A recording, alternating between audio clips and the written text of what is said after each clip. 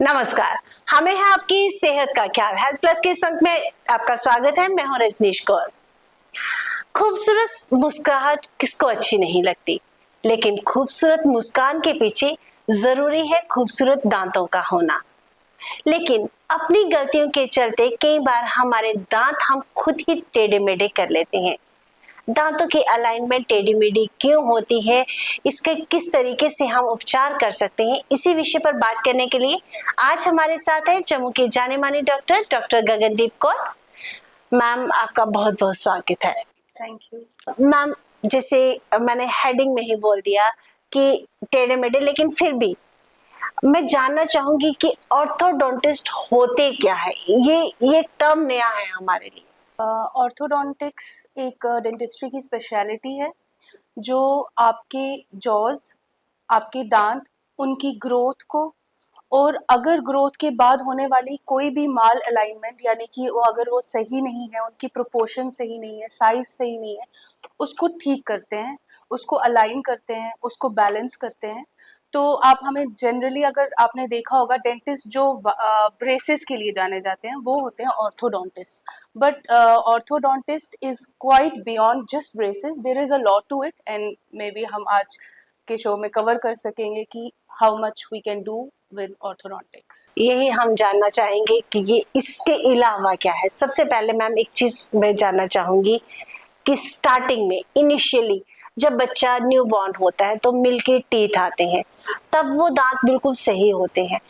एक मिथ जो हमारी सोसाइटी में है कि आप जब थम सक करते हो या बॉटल फीडिंग होती है तो उससे क्या होता है कि जो बाद में मिल्की टीथ हमारे टूटते हैं, तो बाद में जो दूसरे टीथ आते हैं तो उसकी अलाइनमेंट टेढ़ी मेढ़ी हो सकती है। क्या ये मिथ सही है या गलत? ये मिथ नहीं है, ये ट्रूथ है। Thumb sucking to an extent of age of 3, जब एक टॉडलर होता है उसे नॉर्मल कंसिडर किया जाता है, वो होता है। बहुत सारे बच्चे हैं, mostly children, they do digit sucking, they use pacifiers, bottle feeding, ये बहुत कॉमन प्रैक्टिस है and it is considered normal until the age of 3। But जैसे ही बच्चा 4 ईयर्स में किंडरगार्टन में पहुंच जाता है, उसके बाद इस हैबिट का परसिस्ट करना प्रॉब्लमेटिक है, क्योंकि उस टाइम पे हमारा जो जॉज है वो बनने शुरू हो जाते हैं, बन रहे होते हैं।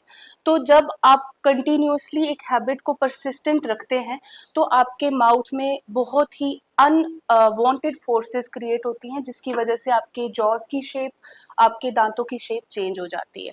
So it is truth that persistent habits like mouth breathing, digit sucking, thumb sucking, usage of pacifiers for prolonged time and nail biting, ये सब ऐसी हैबिट्स हैं जो आपकी डेंटिशन को चेंज कर देती हैं, आपकी जॉज को भी चेंज करती है, ना सिर्फ दांतों को बट आपके पूरे फेस की शेप को अफेक्ट करती है। मैम, ये जो अलाइनमेंट जब चेंज होती है, क्या ये ओरल हेल्थ को भी हमारे इफेक्ट करती है?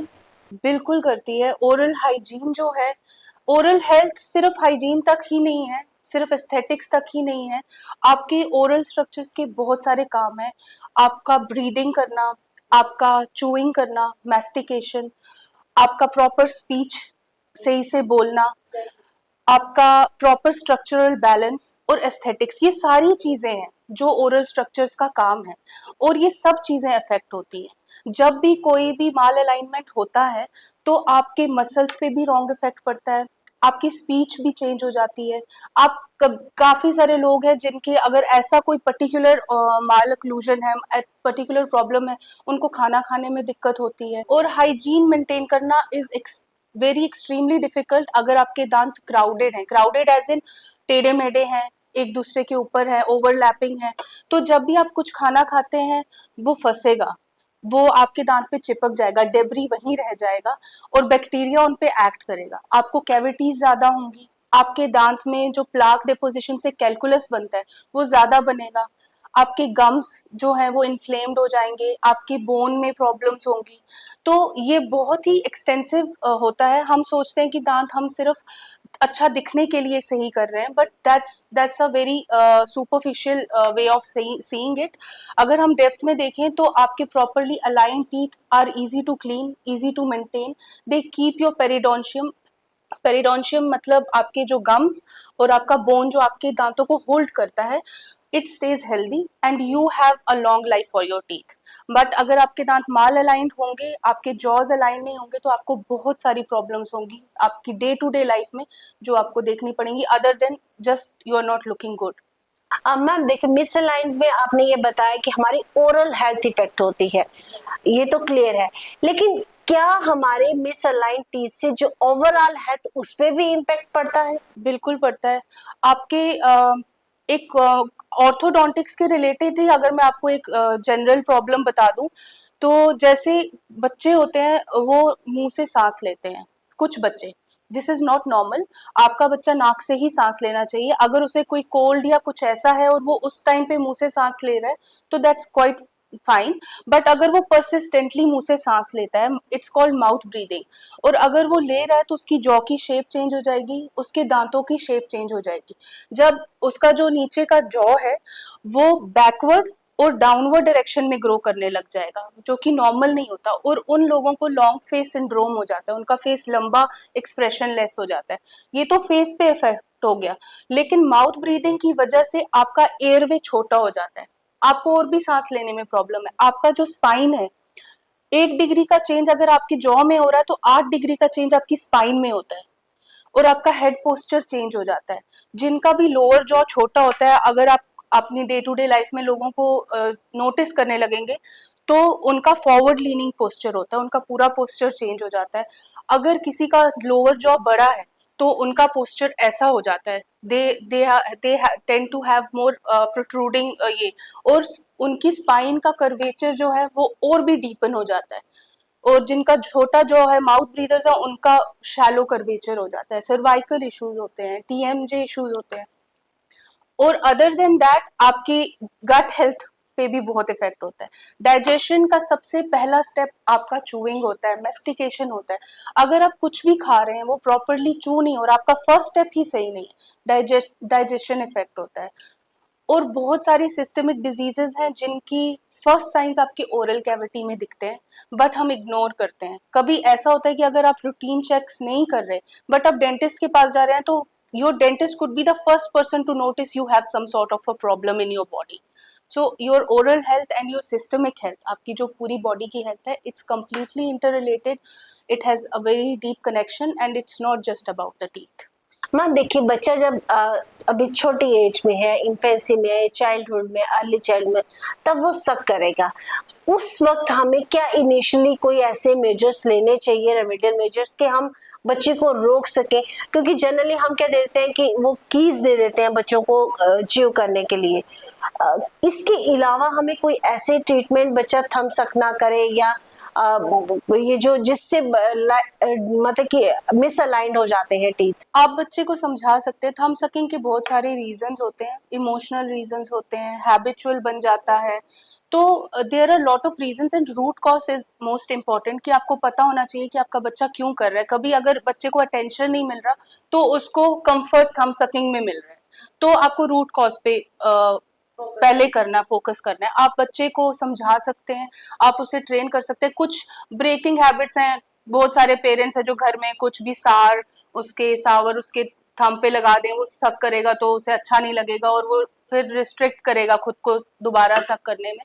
बट अगर वो हैबिट्स परसिस्ट करते हैं तो orthodontist are train to break those habits using different kind of appliances और by teaching them, by counselling them. So these are all the steps by which you can break a habit of a children. Ma'am thumb sucking के साथ एक common एक चीज जो generally notice नहीं की थी, टंग सकिंग। फॉर एग्जाम्पल कि हम कोई चीज रखते हैं माउथ में, उसे घंटों सक करते रहेंगे, क्या उससे भी हमारे इस पे इफेक्ट पड़ता है? टंग सकिंग और टंग थ्रस्टिंग इसे बोलते हैं, ये बहुत ही कॉमन प्रॉब्लम है और बहुत ही एडवर्स इफेक्ट्स होते हैं इसके। अगर आप ये पैटर्न यूजुअली बच्चों में देखा जाता है ड्यूरिंग द फंक्शन मतलब अगर वो स्वॉलो कर रहे हैं या कुछ खा रहे हैं, बात कर रहे हैं, उनकी टंग की पोजीशन क्या है, ये बहुत इंटर रिलेटेड है। आपकी जॉ की पोजीशन की वजह से आपकी टंग की पोजीशन चेंज हो जाती है और आपकी टंग की पोजीशन की वजह से आपकी जॉ की पोजीशन। और according to books, position of tongue is the utmost, और एक बैलेंसिंग सिचुएशन क्रिएट करती है टंग की पोजीशन। टंग की पोजीशन बहुत मैटर करती है कि आपके जॉज किस शेप में ग्रो करेंगे, किस प्रोपोर्शन में ग्रो करेंगे। नॉर्मली जो हमारी रेस्टिंग पोजीशन टंग की होती है, जब हम एट रेस्ट होते हैं, तो वो बिहाइंड द टीथ ऊपर पैलेट के साथ होती है, जो तालू होता है उसके साथ होती है। बट बहुत सारे लोगों में, जैसे माउथ ब्रीदर्स में, या जिनको टंग थ्रस्टिंग की हैबिट है, वो दांत के बीच में रखते हैं या अपने मुंह के नीचे ऐसे खुला मुंह रखते हैं और जीभ नीचे रह जाती है। उसकी वजह से जो उनकी ऊपर का जॉ है उस पे टंग का प्रेशर नॉर्मल नहीं लगता, वो जॉ छोटा हो जाता है, नीचे का जॉ और नीचे और पीछे की तरफ बढ़ने लग जाता है। और अगर बच्चा स्वॉलो करते हुए या बात करते हुए दांतों के बीच में जीभ रख रहा है, तो एबनॉर्मल प्रेशर की वजह से उसके दांत बाहर की तरफ फ्लेयर आउट होने लग जाते हैं। तो वो जब बाद में बात करेगा तो वो आर्टिकुलेट भी नहीं कर पाएगा। स्पीच बहुत ज्यादा खराब हो जाती है। स की साउंड, श की साउंड, ये वो प्रोड्यूस नहीं कर सकते, वो थ सुनाई देता है। अगर वो लेटरली कर रहा है, अगर वो साइड में जीभ लेके आ रहा है बीच में, तो वो बहुत ही स्लाउची सी साउंड आती है, फ ऐसे। तो टंग की पोजीशन से स्पीच भी इफेक्ट होती है, और यस पोजीशन तो होती ही है। जी मैम, एक वर्ड कॉमा हमने सुना है TMJ डिसऑर्डर, जी। इसके बारे में क्या है? TMJ is temporomandibular joint. जो आपका जॉ है नीचे का, वो आपके स्कल के साथ, क्योंकि ये मूव करता है, आप बात कर रहे हैं, खा रहे हैं, ये मूव करता है, तो देयर इज अ जॉइंट जो इस जॉ को आपके स्कल से जोड़ रहा है, इसको टेम्पोरोमैंडिबुलर जॉइंट बोलते हैं। और अगर आपके फेशियल स्ट्रक्चर्स में कोई भी इम्बैलेंस है, तो वो आपके मसल्स पे और आपके जॉइंट पे इफेक्ट करता है।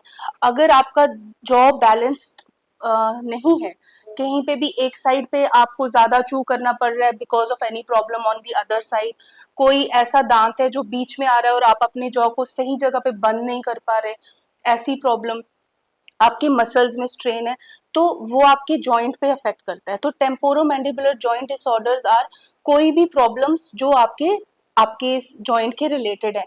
एंड मोस्ट कॉमन, जो किसी को शायद पता भी नहीं होगा, कि टेम्पोरोमैंडिबुलर जॉइंट बहुत ही नोन कॉज है आपके सर्वाइकल एंड शोल्डर पेन्स के लिए, क्योंकि आपके टेम्पोरोमैंडिबुलर जॉइंट की जो मसल्स हैं, जो नर्व्स हैं, जो ब्लड सप्लाई है, वो आपके नेक के मसल्स और उनके साथ बहुत ही डीपली रिलेशन में है। कुछ कॉमन मसल्स भी होते हैं।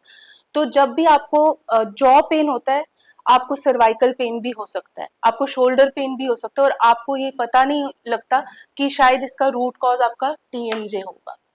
ओके मैम, अब आते हैं ऑर्थोडेंटिस्ट की ट्रीटमेंट्स पे। सबसे पहले तो मेरा सवाल ये है कि हर एज पे क्या अलग अलग ट्रीटमेंट्स होते हैं या हम सिमिलर ही करेंगे? डेफिनेटली अलग अलग एज पे अलग ट्रीटमेंट्स होते हैं। जो ब्रेसेस कॉमन ट्रीटमेंट देखा जाता है, वो यूजुअली आपके प्यूबर्टी के बाद या लेट ग्रोथ पीरियड में स्टार्ट होता है। अर्ली एज में अगर आपको लग रहा है कि आपके बच्चे की जो जॉज हैं वो नॉर्मली ग्रो नहीं कर रहे, या उसमें कोई हैबिट है, कुछ भी, अगर आप उनको उस टाइम पे लेके जाएंगे, तो उस टाइम पे ट्रीटमेंट इंटायरली डिफरेंट होता है। हमारा फर्स्ट फेज ऑफ ट्रीटमेंट होता है preventive orthodontics.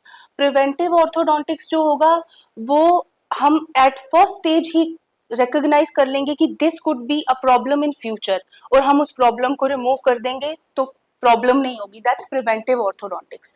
Then comes interceptive orthodontics. Problem start हो गई है and we start putting a check to it. तो इस केस में हम ग्रोथ मॉड्यूलेशंस करते हैं, ग्रोथ मॉडिफिकेशंस करते हैं।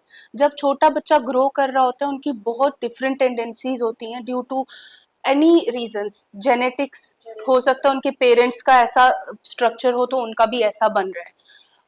उनकी हैबिट्स, उनका एनवायरनमेंट, उनकी डेवलपमेंट के टाइम पे उनको कोई डिजीज, कोई सिंड्रोम तो नहीं हो गया, जैसे क्लेफ्ट लिप, क्लेफ्ट पैलेट जैसे सिंड्रोम्स हैं, डाउन सिंड्रोम है, तो उन सिंड्रोम से भी फेशियल स्ट्रक्चर्स चेंज हो गए होते हैं। प्लस आपके नॉर्मल ग्रोथ पैटर्न्स अगर डिफरेंट है, जो आपका स्कल है, स्केलेटल चेंजेस हम उनको बोलते हैं, तो हम डिफरेंट अप्लायंसेस यूज करते हैं जिनसे हम उनकी ग्रोथ को ट्रेन करते हैं, हम उनके जॉज को ट्रेन करते हैं और एक पर्टिकुलर पैटर्न में ग्रो करवाते हैं, पर्टिकुलर डायरेक्शन में ग्रो करवाते हैं। उसको हम ग्रोथ मॉडिफिकेशन कहते हैं। और अगर वो कुछ हद तक ग्रो हो गए हैं, तो उनको थोड़ा रिवर्स करने के लिए हम फंक्शनल अप्लायंसेस यूज करते हैं, या उनको और हमारी नीडफुल डायरेक्शन में ग्रो करने के लिए फंक्शनल अप्लायंसेस यूज करते हैं, ग्रोथ मॉड्यूलेशन थेरेपी बोलते हैं। तो ये ब्रेसेस से नहीं होता, ये अदर अप्लायंसेस से होता है।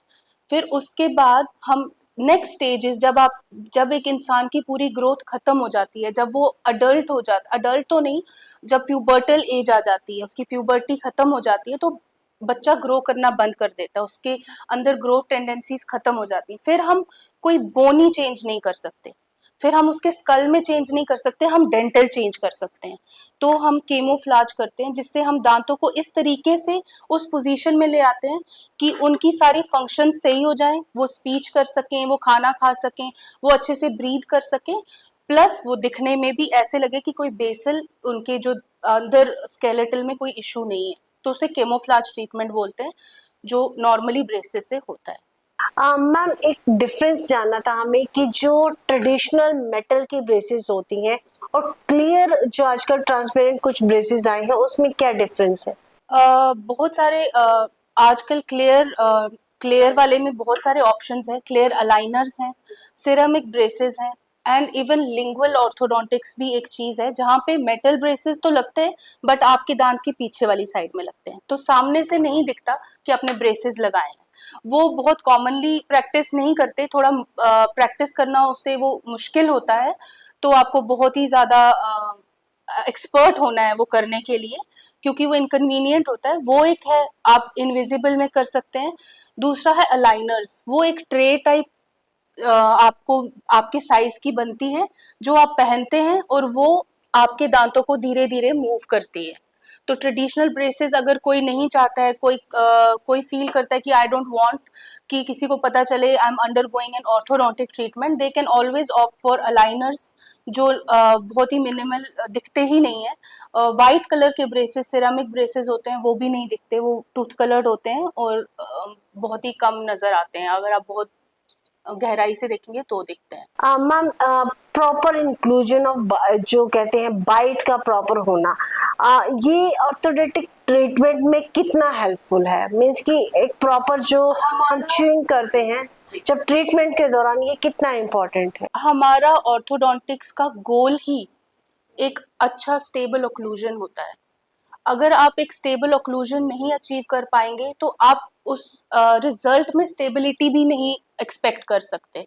तो स्टेबल ओक्लूजन मतलब आपके दोनों जॉस के दांत, जब आप उनको प्रॉपरली एक दूसरे से मिला रहे हैं तो उनका आपस में क्या रिलेशन है, उसे ओक्लूजन बोलते हैं। और वो ओक्लूजन ही हमारा गोल होता है। जब दांतों को अलाइन करते हैं तो हम उनको जस्ट एज सीधा नहीं कर देते, हमें उन्हें ऐसे सीधा करना है कि अपर जॉ एंड लोअर जॉ का आपस में जो रिलेशन है वो मैक्सिमम इंटरकस्पेशन हो, ताकि आप चूइंग अच्छे से कर पाएं, आपके मसल्स एकदम रिलैक्स्ड पोजीशन में हो, कोई स्ट्रेन ना हो, आपके टीएमजे पे कोई अनवांटेड फोर्सेस ना हो, और आप अच्छे दिखो। तो इसे हम जैक्सन्स ट्रायड बोलते हैं। तो fundamental goals of orthodontic treatment में आपका सबसे इम्पोर्टेंट 3 चीजें होती हैं। आपकी फंक्शनल एफिशिएंसी, आप कितने अच्छे से आपके जॉज, आपका माउथ, आपके स्ट्रक्चर्स अच्छे से फंक्शन कर पा रहे हैं कि नहीं। स्ट्रक्चरल बैलेंस, आपके सारे स्ट्रक्चर्स आपस में बैलेंस हैं। और एस्थेटिक हार्मनी, वो दिखने में अच्छे लगने चाहिए। तो जितना वो प्लीजिंग होंगे, ये आपकी फंक्शन और आपके स्ट्रक्चरल बैलेंस, ये तीनों हमारा ऑर्थोडोंटिक ट्रीटमेंट का गोल होता है। मैम अगर बात की जाए ट्रीटमेंट की एक्सपेंडिचर की, या बोले हम फाइनेंशियली, ये सुनने में आया कि बहुत ज़्यादा होता है, तो जनरल मासेस में या पब्लिक के लिए ऐसा कोई प्रोविजन है जो हम यूज़ कर सकते हैं? वैसे अगर हम डीपली देखें तो ऑल्दो अगर आपको, जब आप एक ऑर्थोडोंटिस्ट के पास जाते हैं तो he might tell you that it will cost you around 35,000, 40,000, 80,000, depending on what kind of a treatment do you need. But this 35,000 is not just paid at once. You go to a doctor for 6 months to 2 years. It's a very long span. Your doctor gives you 2 years. वो 2 साल की मेहनत होती है, वो 2 साल के आपके जो भी उस आप में अप्लायंसेस यूज होते हैं, वायर्स यूज होते हैं, वो सब चीजें हैं। तो आप इसको एक सुपरफिशियल वे में नहीं देख सकते कि it's just 35,000। You see it is a very long procedure, it takes a long time, and अगर आप उस चीज को कंसिडर करेंगे तो आपको नहीं लगेगा कि it's a big amount, I think. But I don't think there is any like cheap options to it. There are, you can have cheaper, like cheaper, or cheaper is a wrong word, economic options वो होते हैं जहाँ पे आप Indian based या अपने country based products use करते हैं, अप्लायंसेज यूज करते हैं, अलाइनर्स यूज करते हैं. They are cheap economic comparatively to if you use anything which is American based, जैसे इनविजिलाइन करके. ये सारे जो उनका इक्विपमेंट ही इतना महंगा होता है कि dentist is bound to charge you because he is getting it in a very expensive amount. या मैम, एक एज ए डेंटिस्ट मैं बोल चाहूँगी कि आप हमारे दर्शकों को कुछ ऐसे टिप्स दीजिए ताकि वो इन चीज़ों से थोड़ा दूर रह सके, ताकि उनको इनिशियल स्टेज पे ही उसको रिकवर कर सके. वो कोई ऐसे सुझाव भी चाहूँगी जो एज ए डेंटिस्ट आप हमारे दर्शकों को देना चाहें. First of all, the better the hygiene the less the problems. सबसे इम्पोर्टेंट तो ये है कि जितना आप अपने ओरल कैविटी को क्लीन रखेंगे, उसका ध्यान रखेंगे, उतने ही लेस आपको प्रॉब्लम्स होंगी. जनरल प्रॉब्लम्स मोस्टली आपके हाइजीन से ही क्रिएट होती हैं. और कुछ चीज़ें हैं जैसे आप ये हैबिट्स अभी हमने डिस्कस किया, ये सब चीज़ें पेरेंट्स की रिस्पॉन्सिबिलिटी है अपने बच्चों को मॉनिटर करना. और हमारी सोसाइटी में डेंटिस्ट के पास तभी जाते हैं जब दर्द होता है, तो ये बहुत ही गलत है. I think you should always have a family dentist. जब आपका बच्चा पैदा होता है आप तब से ही उसको डेंटिस्ट के पास ले जाएं. Keep it as a routine, a part of your life, क्योंकि हर साल एटलीस्ट 1 या 2 बार I think for a general checkup and general cleaning is very important for your oral health. तो डेंटिस्ट के पास तब ना भागें जब कोई प्रॉब्लम है. अगर आप ये एक रूटीन रखेंगे अपनी फैमिली में कि you have to go to a dentist once or twice a year, तो जितनी भी प्रॉब्लम्स होंगी वो आपका dentist he will do the job for you. He will find out problems at very first stage. आपकी कोई केरीज हो रही है, कैविटीज हो रही है, उससे तुरंत पता चल जाएगा and you can get rid of it right away.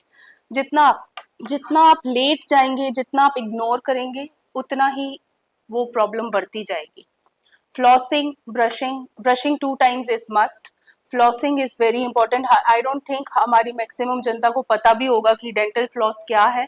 आपके 2 दांतों के बीच में जो भी कॉन्टैक्ट पॉइंट होता है, वहाँ जो खाना फंसता है, वहाँ ब्रश मोस्टली नहीं पहुँच पाता. तो ब्रशिंग के बाद वो फ्लॉसिंग करना बहुत इंपॉर्टेंट है. आज तो उसके ऑल्टरनेटिव्स वाटर पिक्स आए हैं, बहुत सारी वाटर फ्लॉस बोलते हैं उसको, वो यूज़ कर सकते हैं आप. अपना हाइजीन मेंटेन करिए, अपने आप को ऑब्जर्व करिए. If you find anything which is problematic to you, which is causing any kind of trouble, see your dentist. Health plus के एक नए अंक के साथ पुनः हाजिर होंगे. तब तक के लिए जय हिंद.